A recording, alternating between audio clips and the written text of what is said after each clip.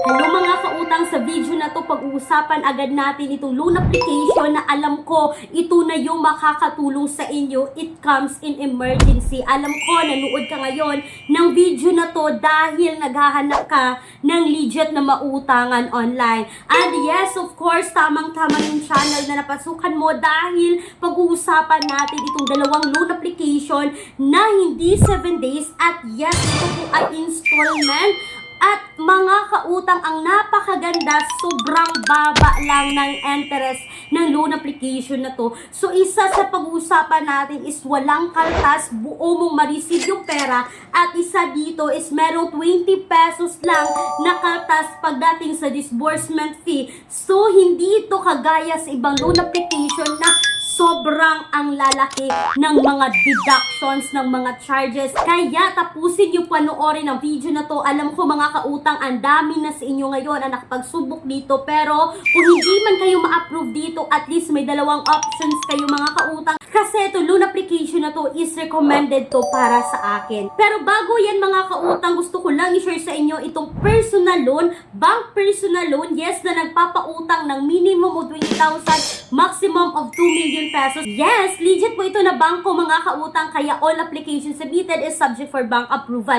Hindi po ako yung mag-a-approve ha, si bangko pa rin. So kung gusto nyong mag-apply dito, kung meron kayong monthly income at least 20,000 pataas, kung kayo ay employed, kung kayo ay private teachers, kung kayo ay private doctors and nurses, kayo po ay qualified dito, kung kayo ay nagtatrabaho sa BPO company, at least 3 years mga kautang, kayo ay qualified dito. For more details, kindly email me right away, clariza@gmail.com, or you can Viber na ngayon sa akin na makikita po yung Viber number sa screen. So eto na nga mga kautang, no, yung una dito sa aking listahan is all about Happy Cash, Easy and Happy Loan. Yes mga kautang, no, ito si Happy Cash is under po ng Yanshan Lending Incorporated. Nagpapautang ng 2,000 to 30,000 pesos.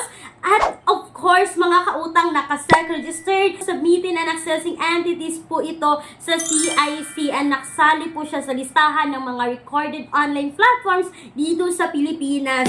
So, dadiretso agad tayo sa interest rate or sa loan details dito kasi mga kautang, legit po na nasubukan namin itong Happy Cash na to, no? Nakapag-utang kami dito ng 1,300 pesos. So, sa 1,300 pesos, mga kautang, meron siyang disbursement fee na tinatawag, no, na 20 pesos. So, sa 1,300, yung ma-receive mo dito is 1,280. At mga kautang, babayaran mo ng 1,495 in 30 days. Yes, legit po ito na 30 days. Akalain nyo, 195 lang yung interest sa loob ng 30 days at ito po ay nasa 15% of the loan amount na 1,300.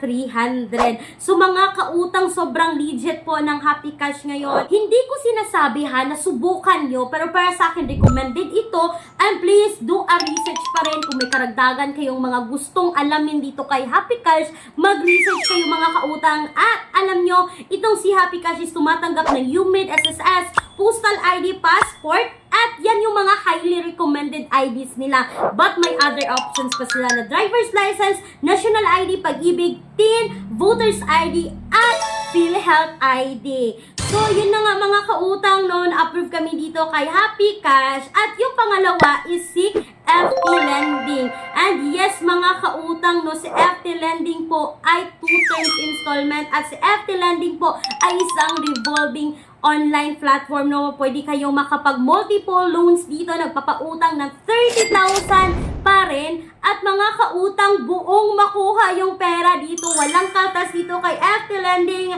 At for example, mga kautang, no, na-approve kami dito ng 1,000 pesos, actually 7,000 pesos yung offer dito sa isa sa team namin dito sa Peramax PH. But yung kinuha niya is 1,000 pesos mga kautang. Din sa 1,000 pesos mga kautang, no, bibayaran niya ito ng one-time payment sa loob ng 15 days ng 1,165 pesos. So, nasa 165 pesos ang tubo. In 15 days, ito po ay nasa 16.5% na interest rate sa loob po yan ng 15 days mga kautang, no? And alam nyo mga kautang, ang daming naganahan dito ngayon kay FT Lending. Kasi kapag kayo ay second loaner, third loaner na dito mga kautang, is pwede nyo nang magagamit ang kaniyang terms sa pagbabayad, no? Pwede 1 term, 2 terms, at pwede po 4 terms. At yung mga highly recommended IDs niya dito is PRC passport at postal card mga kautang. But meron naman siyang other options na national ID PIN, driver's license, voter's ID, PhilHealth ID, at Pag-ibig. So mga kautang ngayon, ito si FT Lending at si Happy Cash, sila yung mga top loan apps or top best loan apps na maaasahan ngayong 2025, no, as of the moment, as of this year mga kautang. Before, sobrang sikat ni Mabilis Cash. And yes mga kautang, don't forget, no, na i-update natin ulit itong si Mabilis Cash ngayon dahil ewan ko ba kung ang dami pa bang nakapag-relon ito, but si Mabilis Cash noong year 2024, siya yung pinaka-top loan apps way back 2024. So mga kautang, antayin niyo po yung update ko dito kay Mabilis Cash kung okay pa ba siyang utangan ngayong 2025. Sana po ay nakatulong itong quick and honest review ko about sa mga loan application na nabanggit ko.